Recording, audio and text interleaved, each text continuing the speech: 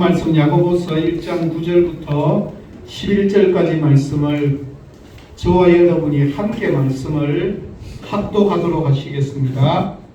낮은 형제는 자기의 높음을 자랑하고 부한 자는 자기의 낮아짐을 자랑할지니 이는 그가 풀의 꽃과 같이 지나가리라. 해가 돋고 뜨거운 바람이 불어 풀을 말리면 꽃이 떨어져 그 모양의 아름다움이 없어지나니 부한 자도 그 행하는 일에 이와 같이 세잔하리라. 아멘. 이 시간 우재영 목사님 나오셔서 빈자와 부자가 참으로 자랑해야 할 것에 대해서 말씀 전해주시도록 하시겠습니다.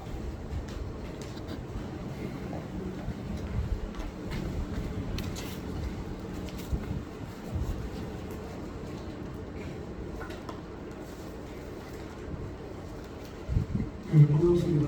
맞습니다. 지금 2주 만에 오는데 한 번씩 이렇게 걸러서 이렇게 보면 더 반가운 그런 부분이 한번 생깁니다. 사실 저는 지난주 대구 제일교회 가서 예배를 드렸습니다. 대구 제일교회는 대구에서 아주 오래되고 중요한 그 교회입니다. 설립된 지가 132년 되고요. 원래 약전 골목에 예배당 했었는데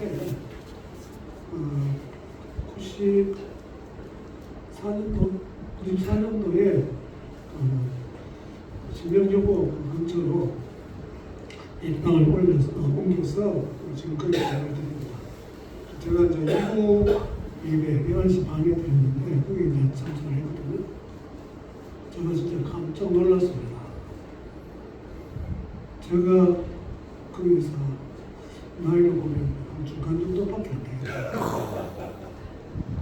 그리고 그 열반 그 공간에 한 반도 안 쳤던 것 같아요.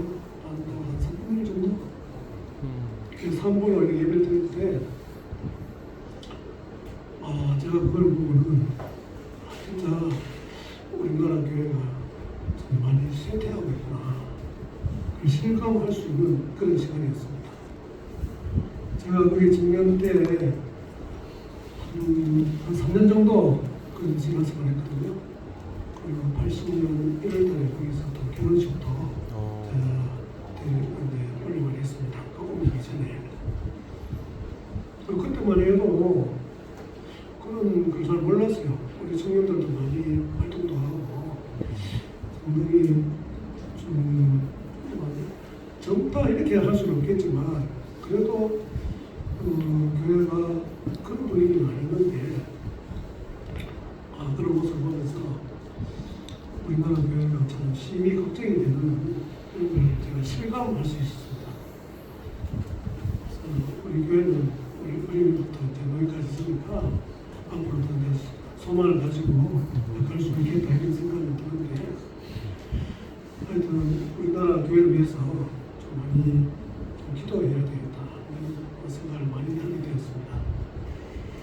교회가 호응하려고 하면 여러 가지 요인이 있지만 결국 예배가 살아있고 하나님의 말씀이 이제 살아있어야 되고 기도가 살아있어야 된다고 봅니다. 그렇게 하면 자연스럽게 또 전도도 하게 되고요. 무엇보다도 우리의 삶이 이제 변화되어야 되지 않겠나 하는 그런 생각을 합니다. 그러면서 제가 지금 야고보서를 설교하고 있는데 야고보서가 특별히 우리의 삶에 대해서 많이 이야기하기 때문에 우리가 더 귀를 돌리고 우리의 삶을 잘 적용하면 좋겠다 하는 이런 생각을 해보게 됩니다. 오늘 야고보서 1장 9절에서 1절 말씀을 중심으로 해서 빈자와 부자가 참으로 자랑해야 할 것이라는 제목으로 오늘 말씀을 전하겠습니다. 질문을 하나 하겠습니다. 여러분은 차별에 찬성하십니까? 대답이 없으시네요. 성형학자 오찬호 씨가 쓴 우리는 차별에 찬성합니다 이런 책이 있어요. 이 책의 부제가 뭐냐면 괴물이 된 20대의 자화상 이렇게 붙이고 있습니다. 지금의 20대들의 특징 가운데 하나가 차별의 벽을 쌓고 상대방을 밀어내는 태도입니다. 그들은 자신의 현재 위치에 대해서 방어하는 것과 다른 사람에 대해서 공격하는 것을 동전의 양면과 같이 이해하고 있습니다.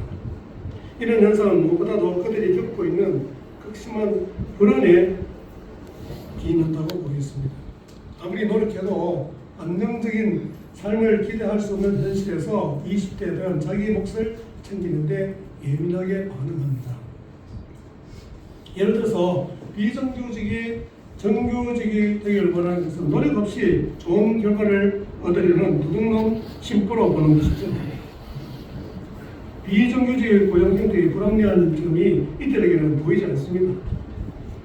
자신들은 힘껏 노력해도 취업이 안 되는데 비정규직이 바로 정규직이 된다는 사실, 이들은 박탈감을 넘어 격렬한 분노마저 느낍니다. 마찬가지로 하위권 대학교와 상위권 대학교의 학생은 각기 대학교에 가기 위해 기울인 노력이 다르다는 것이죠. 그런데 똑같이 취급받는 것은 말도 안 된다고 생각합니다. 당연히 차별 대우를 받아야 한다고 생각하기 때문에 요즘 20대 대학생들은 학교 생활에 아주 민감합니다. 또 학교 내에서 학과에 따라서 등급을 나누기도 하죠. 학교 수준에 따른 멸시와 과식, 우월감과 열등감이 그들을 지배하고 있습니다. 미래가 약속되어 있지 않고 삶이 불안정한 이들은 현재 자기 자신이 가진 것에 집착할 수밖에 없지요. 이들이 학력이나 스펙을 쌓고 그에 대해서 인정받으려고 애쓰고 자기 개발에 몰두하는 이유를 바로 이런 데서 찾을 수 있습니다. 여기에는 사회 구조적인 원인이 많은데 그런 것은 별로 생각하지도 않는 거죠. 노력한 만큼 대우를 받아야 한다는 생각, 자신의 삶을 자신이 책임져야 한다는 생각이 젊은이들의 일반적인 생각인 것 같습니다. 이런 생각 밑바닥에는 차별의식이 분명히 있을 것입니다. 이런 차별의식은 종교차별, 남녀차별, 인종차별, 장애차별, 직업차별, 지역차별 등등 다양한 차별의식으로 나타납니다. 아마도 이것은 인간이 죄인이라서 생기는 여러 현상들 가운데 하나라고 보입니다. 교회는 어떻습니까? 야고보가 편지를 보낸 당시 교회 안에는 여러 계층의 사람들이 있었습니다. 지금도 그렇지만 신자들 사이에 빈부의 차이가 분명히 있었을 것이고 그들을 크게 가난한 자와 부자 이렇게 나눠볼 수 있겠죠. 가난과 부의 주제는 야고보서를 흐르는 중요한 주제들 가운데 하나입니다. 앞으로도 몇 차례 나올 겁니다. 오늘 말씀의 핵심은 낮은 형제와 부한 자간의 대조입니다. 야고보는 이 양적 모두에게 자랑할 것이 있다고 권면하고 있죠. 즉 낮은 자는 그의 높아짐을 자랑하고 부한 자는 그의 낮아짐을 자랑하는 것입니다. 오늘 본문은 2절, 4절과 바로 뒤에 나오는 12절의 주제인 시험과 연관되고 있습니다. 가난함과 부유함은 수신자들이 산 가장 힘들고 어려운 시험들 중에 하나였던 것으로 보입니다. 가난이 하나님에 대한 믿음을 위협할 수 있는 시험이 될 수 있습니다. 살아가는 데 필요한 재물이 중요하기에 그렇겠죠. 그런데 오히려 부자가 재물에 더 많이 유혹받을 수도 있습니다. 또한 이 부분은 사전에 나오는 성도의 온전함이라는 주제와도 연관이 됩니다. 두 마음을 품은 태도가 가장 극명하게 드러나는 지점이 바로 하나님과 재물 사이에 생기는 갈등입니다. 이런 점에서 재물의 시험은 성도의 온전함에 따져보는 바로미터가 될 수 있습니다. 그러면 야고보의 고민을 따라가 보겠습니다. 첫째, 야고보는 9절에서 공동체의 낮은 형제들을 향해 자신의 높음을 자랑하라고 권면하고 있습니다. 여기 낮은 형제는 사회적으로 신분이 천하고 경제적으로 가난한 사람을 가리킵니다. 낮은 형제는 바로 뒤에 나오는 부자와 대조를 이루기 때문에 특히 가난한 사람을 의미한다고 봐야겠죠. 사실 초기 교회에 상당수의 신자들이 가난한 상태에 있었습니다. 바울은 고린도 교회를 향해서 이렇게 말합니다. 고린도전서 1장 28절에 보면 또한 하나님께서 이 말씀인데요. 하나님께서는 잘난 체 하는 것들을 없애시려고 세상에 천한 것들과 멸시 받는 것들과 아무것도 아닌 것들을 택하셨다. 이렇게 말하고 있습니다. 야고보는 바로 이런 낮은 형제들을 향해서 역설적으로 자신의 높음을 자랑하라고 말합니다. 욥기에서는 하나님께서 낮은 자를 높이 드시고 애곡하는 저를 일으키사 구원에 이르게 하시는 분으로 묘사하고 있고요. 누가복음에서는 비천한 자를 높이신 분으로 묘사하고 있습니다. 그렇다면 여기서 높음은 무엇을 의미하겠습니까? 그것은 성도가 그리스도와의 관계에서 얻게 된 영적 신분을 말하고 있습니다. 즉 야고보는 세상적인 가치 판단이 아니라 하나님의 관점과 하나님의 방식대로 자신을 살펴보고 평가하라고 말합니다. 여기에서 사용된 높음의 의미는 야고보서 2장 5절에서 야고보 자신이 가장 잘 설명하고 있는데요. 내 사랑하는 형제들아 들을지어다. 하나님이 세상에서 가난한 자를 택하사 믿음에 부요하게 하시고 또 자기를 사랑하는 자들에게 약속하신 나라를 상속으로 받게 하지 아니하셨느냐. 야고보의 판단에 따르면 가난한 성도들은 이미 신앙 안에서 부요하며 존귀해졌다는 것이죠. 그들은 이미 하나님 나라의 백성으로 상속자가 되었다는 겁니다. 여기에서 성도의 현재 영적인 위상과 장래받을 상속의 소망이 함께 드러나고 있습니다. 그렇다면 성도의 높아짐은 종말론적인 차원에서 이해해야 합니다. 현재 누리는 하나님의 나라와 다가올 하나님 나라 사이의 긴장관계 속에서 성도가 살아감을 알 수 있다는 것이죠. 이게 높음으로 번역된 헬라어 힙소스는 신약에서 그리스도가 승천하시고 그곳으로부터 성령이 내려오시는 하늘의 영역, 즉 초월적인 영역을 가리키는데 사용됩니다. 바울의 말을 들어보겠습니다. 빌립보서 3장 20절 21절 말씀입니다. 그러나 우리의 시민권은 하늘에 있습니다.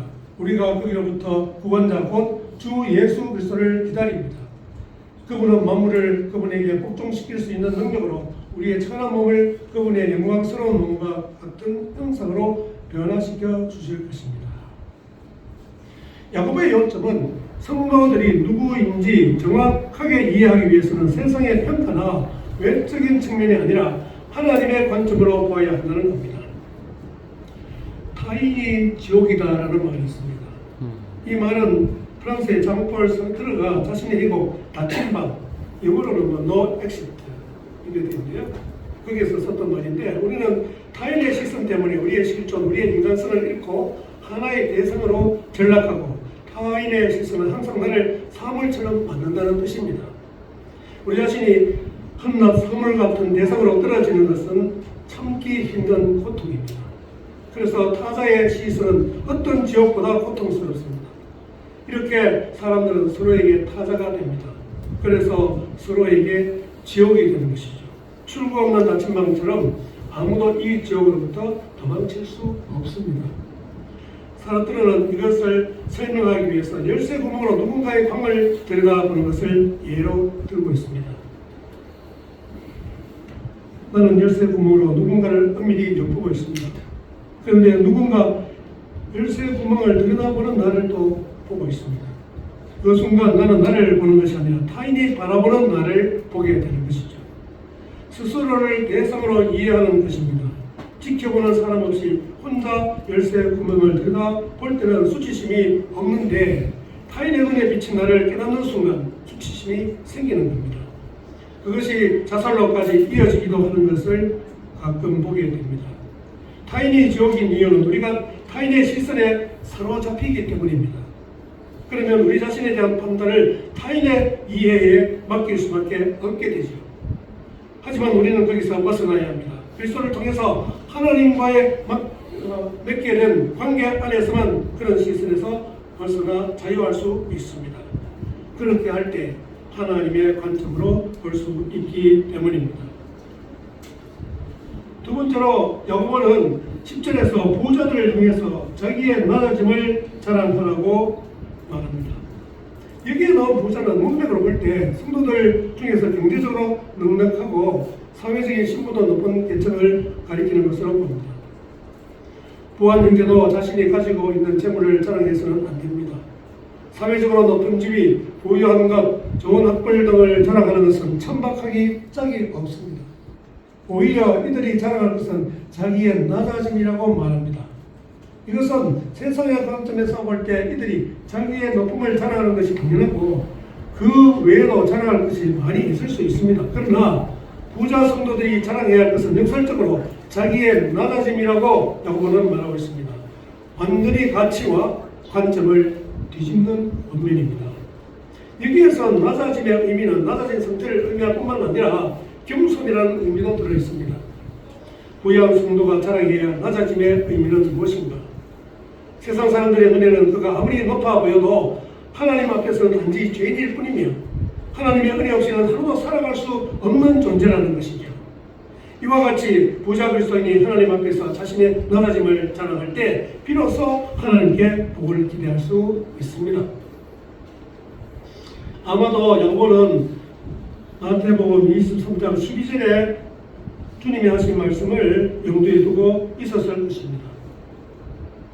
누구든지 자기를 높이는 자는 낮아지고 누구든지 자기를 낮추는 자는 높아지리라. 참 이게 너무 어려운 것 같아요. 세상 사람들 보면 전부 다 자기를 높이려고 하고 자기가 잘난 것을 자랑하려고 하는 그런 모습들을 얼마나 많이 보고 있습니까? 왜 부자가 자기의 낮아짐을 자랑해야 하는가? 그 이유를 10절 하반절과 11절에서 이렇게 이야기를 하고 있습니다. 이는 그가 풀의 꽃과 같이 지나가며 해가 돋고 뜨거운 바람이 불어 풀을 말면 꽃이 떨어져 그 모양의 아름다움이 없어지나니 부한 자도 그 행하는 일에 이와 같이 쇠잔하리라. 야고보는 4장에서 비슷한 내용을 말하면서 우리 인생을 안개에 비유하고 있습니다. 4장 14절에 보면 내일 일을 너희가 알지 못하는도다. 너희 생명이 무엇이냐? 너희는 잠깐 보이다 없어지는 안개니라. 또 이사야서 6장 하반절과 7절에 보면 모든 육체는 풀이요 그의 모든 아름다운 들의 꽃과 같으니 풀은 마르고 꽃이 시들면 여호와의 기운이 그 위에 부르리라. 이 백성은 실로 풀이로다. 성경은 이렇게 우리 인생을 안개나 풀의 꽃으로 비유하고 있습니다. 그 이유는 인생에는 안개나 풀의 꽃과 같은 성격이 있기 때문이죠. 즉 쉽게 사라진다는 말입니다.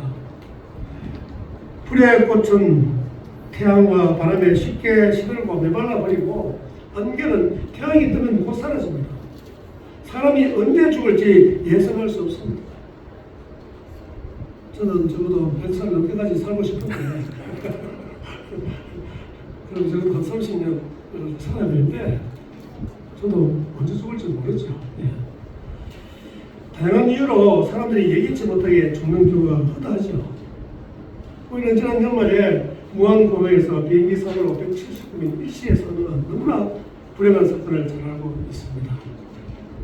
그게 다른 사람들 다 건강을 하고 너무나 좋은 기분으로 귀국하려는데 착륙하면서 다 죽게 된 이런 불행한 일이 일어났습니다.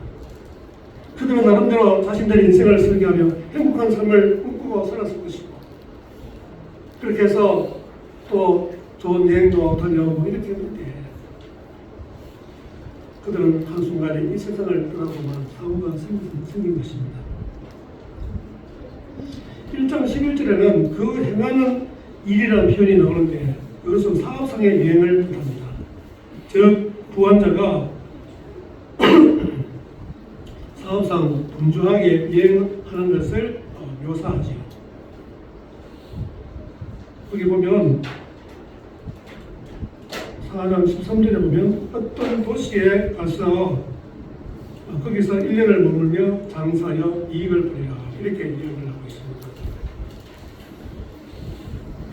그렇다면 야고보의 말은 부유한 자가 자기의 사업 계획 중 또는 사업상의 여행 중에 갑자기 죽는 것을 묘사합니다.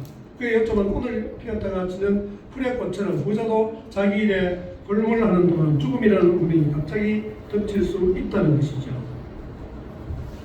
그래서 11절 하반절에 부한 자도 그 행하는 일에 이와 같이 쇠잔하리라 이렇게 나오는데, 다른 성경들을 보면 좀 더 정확하게 번역을 하는데, 여기 보면 공동 번역 성경에서는 이와 같이 부자도 자기 사업에 골몰하는 동안에 축복합니다. 그 다음에 표준 세면 번역에서는 이와 같이 부자도 자기 일에만 파묻혀 있는 동안에 시들어 버립니다. 이뿐만 아니라 다양한 이유로 재물 자체가 허무하게 사라지는 경우도 얼마나 흔한지 모르겠습니다. 요즘 보이서 피싱 때문에 사람들이 몇 천만 원이 날리는 그런 일들이 비일비재한 것을 듣게 됩니다. 그래서 바울은 이런 재물의 성격을 알고 디모데전서 6장에서 그냥 재물이라 하지 않고 정함이 없는 재물이라는 표현을 쓰고 있습니다. 사실 재물은 정함이 없는 것 같아요. 있다가 없어지기도 하고 없다가 있기도 하고, 근데 우리한테 좀 많이 머물면 좋겠는데 그것이 쉽게 없어진다는 게 문제죠. 에리 프롬이 쓴 소유냐 존재냐라고 하는 책이 있습니다. 에리 프롬은 사회심리학자인데 그의 말년인 76세에 쓴 책으로 그의 사상을 집약한 책입니다. 프롬은 자기 소유에 집착하는 소유지향적 삶과 살아있는 존재 가치를 느끼는 존재지향적 삶에 대해서 말합니다. 프롬은 현대사회의 위기가 현대인들의 삶과 사회구조가 철저하게 소유지향적인 성격을 갖는 것이 있다고 보고 있습니다. 그러면서 이에 대한 대안으로 존재지향적인 삶과 사회의 구조를 제시합니다. 소유지향적인 삶에서는 세계를 가능한 나의 소유물로 만들므로써 세계 안에서 나의 안전을 확보하려고 하는 겁니다. 결국에 소유를 통해서 자신을 드러내고 자신의 존재를 증명하려고 하죠. 그래서 그들의 존재에 대한 명제는 다음과 같이 말할 수 있습니다. 나는 소유한다. 그러므로 나는 존재한다. 나는 소비한다. 그러므로 나는 존재한다. 이렇게 표현할 수 있습니다. 이걸 좀 더 실감나게 표현하자면 나는 쇼핑한다. 그러므로 나는 존재한다. 이렇게까지 이야기할 수 있겠습니다. 소유지향적인 삶은 자기가 가진 것에 인생의 의미와 행복을 두는 것이고 그것에 의존해서 살아가는 삶입니다. 그러기에 뭔가 소유하면 행복을 느낍니다. 하지만 그들의 소유는 언제든지 없어질 수 있고 그들의 근원적인 욕구를 충족시키지 못합니다. 그러기에 또다시 욕구 충족을 위해 새로운 더 큰 소유를 원하게 되는 것이죠. 이런 삶은 소유와 상관없는 사랑 같은 것에 대해서도 소유의 차원에서 생각하고 꿈꾸게 됩니다. 그러니까 물질로, 돈으로 그 사랑을 살려고 하는 그런 사람들이 요즘 있다는 거죠. 요즘 이혼율이 높은 것도 많은 경우에 이런 삶의 태도가 그 원인인 것 같습니다. 대형교회 세습 문제도 그렇습니다. 목사가 담임 목사 그 교회를 담임 목사 개인의 소유로 생각하고 그 소유의 모든 가치와 의미를 두기 때문에 그런 일들이 벌어진다고 봅니다. 만약 소유지향적인 삶을 추구한다면 성도된 우리들도 소유의 많고 적음과 상관없이 이와 비슷한 형태의 삶을 살게 될 것입니다. 이거는 부자라고 그런 경향이 적고 가난한 사람이라고 많다는 그게 아닙니다. 아까 다 말씀드렸지만 부자가 오히려 더 그럴 수도 있고요. 가난한 사람들은 실제적으로 너무 가난하기 때문에 또 그럴 수가 있죠. 에리 프롬은 이렇게 이야기합니다. 존재는 체험과 관계하며 체험이란 원칙적으로 묘사할 수 없는 것이다.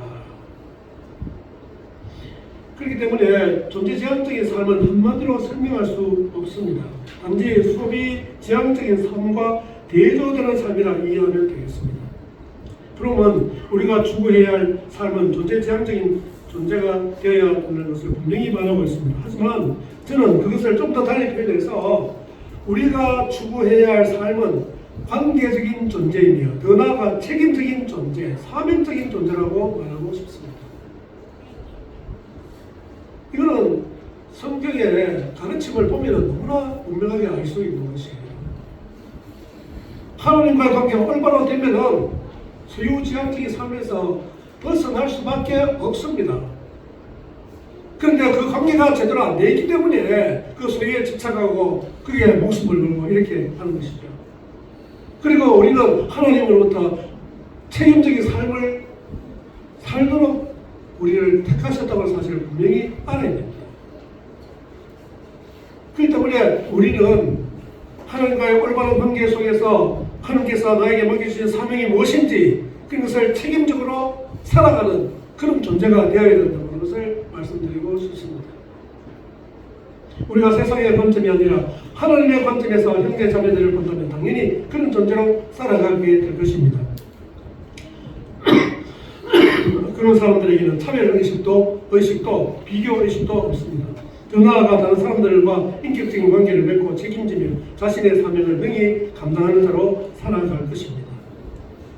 세 번째로 야고보를 통해서 배울 수 있는 경우는 가난한 자나 부한 자는 교회 안에서 자신들의 신분을 깨닫고 평등함을 실천해야 한다는 것이에요. 세상 사람들은 신분이 낮고 가난한 사람들을 일반적으로 형편없는 사람으로 멸시하고 소외시킵니다. 하지만 교회 안에서는 형제로 불리고 있죠. 교회 안에서는 신분이 높고 낮음, 소유가 많고 적음에 상관없이 모두 평등하게 서로 형제 자매라고 부릅니다. 하나님 우리가 예수 그리스도를 주님으로 영접했을 때 우리를 의인으로 여겨주셨고 하나님의 자녀로 인정해 주셨습니다. 우리가 하나님 앞에서 의인으로 설 수 있다는 것, 하나님의 자녀가 되어서 하나님 나라의 유업을 받을 수 있게 되었다는 것, 이 모든 것이 평등하다는 점을 아는 것은 현대 신자들에게 대해서 아주 중요한 점을 시사해주고 있습니다. 그래서 영국의 유명한 신학자 제임스 페이크는 그리스도를 아주 간단하게 이렇게 한마디로 정의하고 있습니다. 하나님을 아버지로 알게 된 사람, 그것에 대한 그리스도인이라 이렇게 정의를 하고 있습니다. 역시 대가는 다르다는 생각이 듭니다. 바로 그리스도인에 대한 핵심적인 정의를 말하고 있죠. 사실은 이것만 아니고 우리 형제 간의 관계 이런 것이 더 확대되면 좋지만 일단 핵심적인 내용이 바로 그런 것입니다. 우리는 하나님을 아버지라 부르는 믿음의 형제 자매들입니다. 그렇기 때문에 거기에는 차별이 없고 높고 낮음이 없습니다. 우리 모든 예수 그리스도로 말미암아 하나님의 백성의 하나님의 형상이 회복되고 하나님의 자녀들이 된 자들입니다. 어떤 장군이 목사님에게 이렇게 물었어요. 교회가 어떤 곳인가를 저에게 가르쳐 주십시오. 교회가 어떤 것인지 가르쳐 주려면 여러 가지 많은 것을 이야기할 수 있겠죠. 그런데 이 목사는 간단하게 이 한마디로 이야기했다고 합니다. 당신이 장군 노릇할 수 없는 것이 바로 교회입니다. 정지영 목사입니다. 사회적으로 신분이 높은 사람은 교회와 하나님 나라 안에서 사회적 신분에 근거해서 인정을 받으려 하면 안 됩니다. 그런데 얼마나 그런 사람들이 많은지 모르겠습니다. 또 그렇게 인정해 줄 수도 없습니다. 아무리 사회에서는 사장이나 회장의 자리에 앉아 있어도 교회에서는 자기가 경쟁하는 회사의 평사와 다름없는 존재같이 생각해야 합니다. 왜냐하면 자신이 그저 주님의 용서와 은혜가 필요한 한 사람의 죄인이기 때문입니다. 세상에서 가장 낮은 자가 가장 귀한 자로 대접받는 곳이 바로 교회여야 합니다. 그런데 보통 교회를 보면 어떻습니까? 사회적으로 내놓으라는 어떤 사람들이 오면 자리에 앉으라고 대접하고 뭐 이런 모습이 너무나 당연한 것으로 되어 있죠. 그런 사람들은 아예 무시를 해야 참된 교회가 될 수 있을 가능성이 아주 높습니다. 그런데 현실은 그렇지 않죠. 사회적인 신분과 지위와 명예와 부유함이 교회 안에서 그대로 나타나는 현상은 너무나 쉽게 발견할 수 있습니다. 그러나 교회는 단지 직분이 있을 뿐입니다. 목사, 장로, 집사, 권사 등의 이 직분이 있는데 이 직분은 여러분들이 잘 아시는 대로 계급도 아니고 직위도 아닙니다. 거기에 높낮이가 없는 거예요. 서리 집사 됐다가 안수 집사 됐다가 그 다음에 장로 됐다가 또 나중에 또 사명받아가고 목사 되고 그런 게 절대 아니에요. 직분이 일이 달라요. 그래서 원래 개혁주의 교회는 다 그 정해져서 집사면 평생 집사만 하는데요. 장로 되면 평생 장로한 그 직분은 다 하고요. 그거 무슨 계급 올라가는지 그래 하는 게 절대 아니에요. 그게 높낮이가 없습니다. 고상하게 들려서 그렇지 직분은 달리만 하면 머슴입니다. 머슴. 근데 머슴을 우선 돈 주고 뭐 살듯이 하고 막 이렇게 하는 교회가 얼마나 많은지 모릅니다. 그리고 또 그런 직분을 주면서 돈을 내라고 거리 이렇게 남짓도 놓고. 그야말로 교회 직분을 잘 감당하도록 교회를 잘 섬기도록 직분을 나누어 주는 것이죠. 낮은 자의 입장에서 신자들을 섬기고 교회를 위해 일해야 하는데 그 직분을 무슨 큰 벼슬인 것 같이 생각하고 그때는 직분자도 있습니다. 참 안타까운 모습이죠. 오죽하면 교회 와서 그런 모습을 보일까 하는 생각하면 너무 불쌍하다는 그런 생각까지 듭니다. 그렇게라도 인정을 받고 싶은 마음은 낮은 자존감이나 교만한 마음 때문일 것입니다. 교회는 서로 섬기며 서로 사랑하는 공동체라는 것을 제대로 배우기만 해도 그런 모습은 나오지 않을 겁니다. 교회가 이런 모습을 찾아야 그야말로 세상의 소금으로서 세상의 빛으로서 역할을 잘 감당할 수 있는 기초를 쌓는 게 아닌가 하는 그런 생각이 듭니다. 다시 한번 말씀드립니다. 교회는 서로 섬기며 서로 사랑하는 공동체라는 것을 제대로 배우기만 해도 그런 모습은 나오지 않을 것입니다. 예수님의 가르침에서 우리는 신자의 삶의 원리를 충분히 배울 수 있기 때문에 성경 말씀을 올바로 알아가는 가운데 개인적으로 공동체적으로 힘써야 할 것입니다. 그러면 우리가 진정으로 자랑해야 할 것은 무엇이겠는가? 하나님께서 예레미야 선지자를 통해서 이렇게 말씀하십니다. 한번 들어봅니다. 여호와께서 이와 같이 말씀하시기를 지혜로운 자는 그의 지혜를 자랑하지 말라. 용사는 그의 용맹을 자랑하지 말라. 부자는 그의 부함을 자랑하지 말라. 자랑하는 자는 이것으로 자랑하지니 곧 명철하여 나를 아는 것과 나 여호와는 사랑과 정의와 공의를 함께 행하는 자인 줄 깨닫는 것이라. 나는 이 일을 기뻐한다. 여호와의 말씀입니다. 아멘. 무엇을 자랑해야 될지 분명하게 이야기하고 있죠. 성도는 자신이 누구인지 이해하기 위해 세상적인 관점과 가치 너머를 바라보아야 합니다. 그건 하나님이 그들을 어떻게 보시는지 생각해야 한다는 말입니다. 지혜란 모든 일의 결국을 알고 미리 깨닫고 그 종말과 영혼의 관점에서 오늘을 선택하는 사는 태도라 할 수 있습니다. 그래서 전도자는 전도서 12장 13절 14절에서 이렇게 이야기합니다. 일의 결국을 다 들었으니 하나님을 경외하고 그의 명령들을 지킬 자라. 이것이 모든 사람들의 본분이니라. 하나님은 모든 행위와 모든 은밀한 일을 선악간에 심판하시리라.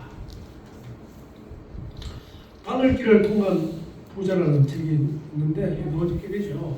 김명복 목사님이 쓰는데 그게 이제 중요한 이야기를 하는데 우리가 이제 고답지론, 그다음에 청부론 뭐 이런 말을 여러분이 들어보셨을 겁니다. 고답지론은 뭐를 이야기하냐면 신자가 삶에서 높은 지위와 부를 가지고 있어야 영향력을 발휘해서 하나님께 영광이 된다는 이런 주장이죠. 그럴듯하죠. 청부론은 기독교인이 깨끗한 부자가 되는 것이 하나님의 뜻이라는 주장입니다. 그 외에도 성부론이라는 말도 있어요. 성부론. 그거는 기독교인이 거룩한 부자가 되는 것이 하나님의 뜻이라는 주장입니다. 이런 주장들이 그럴듯하게 들립니다. 근데 이 책이 나오게 된 계기가 그 이전에 한창 그 청부론에 대한 주장이 많이 나왔기 때문에 유명 목사님이 이 책을 썼는데, 그래서 이 책을 쓰면서 그 본론을 5가지 이야기하는데 거기 제목을 보면 이렇게 나옵니다. 돈에 대한 반듯한 생각, 첫 번째가요. 두 번째가 욕망으로부터 자유한 삶. 세 번째가 나눔으로 풍성한 행복. 네 번째가 하나님의 의를 이루는 섬김. 다섯 번째가 세상을 바꾸는 참된 힘. 이렇게 5부로 이렇게 되어 있습니다. 이것만 봐도 저자가 말하고자 하는 말을 분명히 알 수 있습니다. 우리 사회는 부자가 되는 것은 아주 중요한 생애 목표로 여기는 풍조가 있죠. 이 풍조를 타고 부자 되는 법이란 내용을 담은 책들이 날개도 치듯이 팔리고 있습니다. 기독교 출판계에서도 양념으로 기독교적인 내용을 좀 넣어서 이런 책들을 출판하면 베스트셀러가 되고 있는 것을 보게 됩니다. 김영동 목사는 근데 이렇게 이야기하고 있습니다. 한번 들어봅니다. 나는 기독교 천국론에 대해 매우 염려한다. 왜냐하면 하나님이 우리를 부르신 소명에 대해 생각하면 할수록 깨끗한 부자가 되는 것이 생애 목표가 될 수 없음을 확인하기 때문이다. 하나님은 우리를 부유한 삶이 아니라 거룩한 삶으로 부르셨다. 거룩한 삶은 언제나 부유한 삶과 일치하는 것은 아니다. 하나님은 우리에게 주어진 모든 것을 사용하여 거룩한 삶으로 부르심을 완성하도록 부르신다. 그렇기 때문에 하나님의 부르심은 전면적이고 철저하다. 우리 삶의 모든 영역에 대한 부르심이다. 그래서 너무 중요한 그런 이야기를 좀 방금 했는데 우리가 거룩한 삶을 추구해야 되는 거예요. 우리가 이름을 선도라는 거룩한 숫자를 쓰고 있어요. 거룩한 우리란 말입니다. 그런데 전부 다 부자가 되려고 하고 그것만 있으면 안정된 삶을 살 것이다. 이렇게 기대하는 그 자체를 버려야 됩니다. 그래서 김 목사는 물질 생활뿐만 아니라 우리 안에 있는 권력력, 명예욕, 승부욕도 돌아보게 합니다. 결국 그는 숨기고 면역하는 그리스도의 삶을 살도록 이 책에서 도전하고 있습니다. 2세기의 변정가요 순교자인 뉴스티누스는 이렇게 말했습니다. 전에는 부와 재산을 늘리는 일에 큰 기쁨을 느꼈던 우리가 이제는 가진 것을 공동기금으로 모으고 필요한 사람들과 함께 나누고 있다. 상종도 하지 않았던 우리가 이제는 함께 살면서 원수를 위해 기도하면 이방인들로 우리처럼 그리스도께서 주신 좋은 소망을 함께 나누기 위함이다. 그렇습니다. 교회 공동체는 자신의 재물을 필요한 사람들과 서로 나누고 섬기고 살아가는 모습이 자연스럽게 나타나는 것입니다. 교회는 갑질당하는 자도 없고 차별대우 받는 자도 없어야 합니다. 오히려 누구나 종말론적인 소망을 가지고 예배하며 삶을 서로 나누는 것이 되어야 합니다. 교회는 세상에서 차별당하고 무시당하고 심지어 인간 취급도 받지 못하는 사람들이 와서 환영받는 곳이 되어야 합니다. 그래서 우리가 그리스도인이 가져야 될 아주 중요한 덕목 가운데 하나가 환대입니다. 환대. 여러분들 서적 인터넷에 보면 환대라고 쳐보시면 그런 주제가 나온 책들이 생각보다 많이 있습니다. 그래서 그들이 온전히 하나님의 형상을 회복하고 하나님의 자녀로 귀하게 대접받음으로 하나님께 영광 돌리는 교회가 되어야 하지 않겠습니까? 바울의 말을 인용하면서 오늘 말씀을 했습니다. 먼저 디모데전서 6장 7절에서 10절 우리 말씀적으로 들어봅니다. 우리가 세상에 아무것도 갖고 올 것이 없으니 떠날 때도 아무것도 갖고 갈 수 없다. 우리가 먹을 것과 입을 것이 있으면 그것으로 만족해야 한다. 부자가 되기를 원하는 사람은 유혹과 올무와 여러 가지 어리석고 해로운 욕심에 떨어지고 만다. 이런 것들은 사람을 파멸과 멸망에 빠지게 한다. 돈을 사랑하는 것은 모든 악일 뿐이다. 돈을 사모하는 어떤 사람들은 믿음에서 떠나 많은 고통으로 자기를 찌른다. 여기에 우리 개혁개정에는 10절에 돈을 사랑하는 것이 일반악의 뿌리다 이렇게 되어 있는데 사실 원어는 바로 이겁니다. 모든 악의 뿌리입니다. 제가 옛날에 배도선 선교사였고 훌륭한 핀란드에 선교사가 있었는데 아주 제가 젊었을 때 모임에 갔는데 바로 이 이야기를 하면서 이제 모든 악의 뿌리가 이렇게 이야기하지 않고 우리가 이제 일반 악의 뿌리가 됐으니까 그 선교사님은 1억 악의 뿌리다 이렇게 해가지고 강조해서 이야기했던 그게 아직도 기억에 남아 있습니다. 그 다음에 디모데전서 6장 17절에서 19절 우리말 성경으로 제가 읽어봅니다. 그대는 이 세상에 부유한 사람들에게 명령해서 교만하지 말고 덧없는 재물에 소망을 두지 말며 오직 우리에게 모든 것을 풍성히 주어 누리게 하시는 하나님께 소망을 두게 하여라. 또한 선을 행하고 좋은 일을 많이 하고 아낌없이 베풀고 기꺼이 나누어 주게 하여라. 그렇게 함으로써 그들이 자신들을 위해 기초를 든든히 쌓아 앞날에 참된 생명을 얻게 하여라. 그래서 참된 생명을 어떻게 하면 얻을지 여기 분명하게 이야기하고 있기 때문에 그런 삶을 살아가는 여러분들이 되시기를 축복하며 소원합니다. 기도합니다. 우리 같이 한 마음 한 뜻으로 우리 음악에 맞춰서 좀 소리 좀 내어서 기도하면 좋겠습니다. 같이 한번 기도합니다. 하나님 아버지 감사합니다. 오늘도 우리 예배를 허락해 주시고